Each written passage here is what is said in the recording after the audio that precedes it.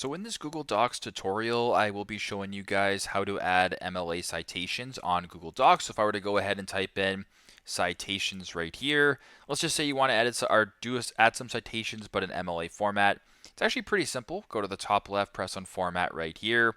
Bunch of different options right here.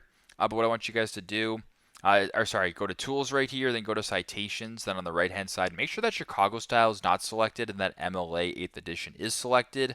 Once that is done, go ahead and press add citation source. Then once you're here, you can type in the citation. So if it's a book, a website, whatever, go ahead and select that. I'll just do website. Access by, let's just say website. Then you can go ahead and type in the URL. Once that is done, you can search this way, or if you want to cite manually, you can go ahead and fill in all this information yourself. Go to the bottom, press add citation source, and you can add it that way. So that's how you guys can add an MLA citation here on Google Docs. Thanks again for watching, and hope this helps.